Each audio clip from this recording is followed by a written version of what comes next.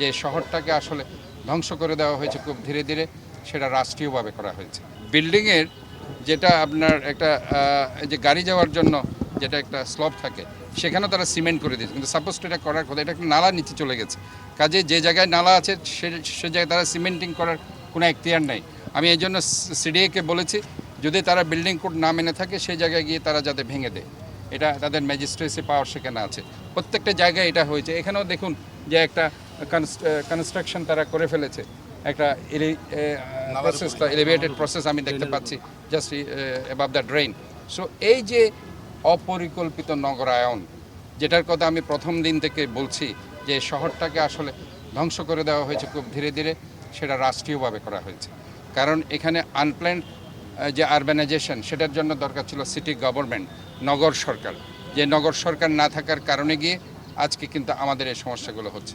আমি প্রতিটা দেশে দেখেছি, রিসেন্টলি আমি টরন্টোতেও গিয়েছি, সেখানে দেখেছি যে তারা একটা নগর সরকার সেখানে আছে, সেখানে তাদের মেয়র কিন্তু সুপ্রিম, প্রত্যেকটা সার্ভিস ওরিয়েন্টেড অর্গানাইজেশনের সুপ্রিম কিন্তু নগরপিতা মেয়র, এবং তার নির্দেশ অনুযায়ী কিন্তু সবাই কাজ করছে, এবং এটাই হওয়া উচিত ছিল। কিন্তু আমাদের বাংলাদেশে দুর্ভাগ্যবশত আজকে আমরা আনপ্ল্যান্ড আরবানাইজেশনের শিকার হয়েছি, যেহেতু আমাদের এখানে নগর সরকার নেই। কাজে আমি এখান থেকে দাবি জানাতে চাই যে যে সংস্কার এখন চলছে, সেখানে স্থানীয় সরকার মন্ত্রণালয়ের সংস্কারে অবশ্যই নগর সরকার সংযোজন করা উচিত বলে আমি মনে করি।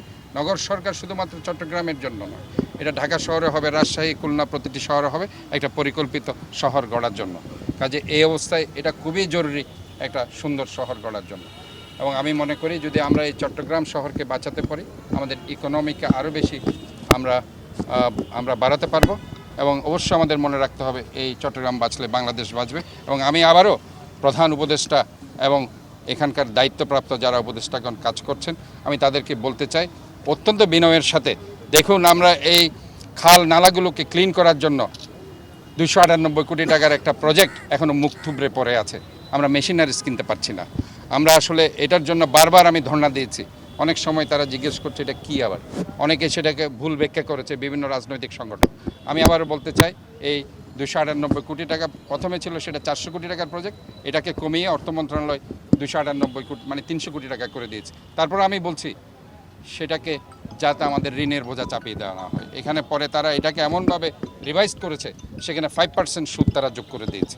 কাজেই একটা সার্ভিস ওরিয়েন্টেড অর্গানাইজেশন কখনো সুদ দিয়ে এই টাকাটা নিতে পারে না, কারণ আমরা জনগণের সেবার জন্যই কিন্তু এই মেশিনগুলো চাচ্ছি।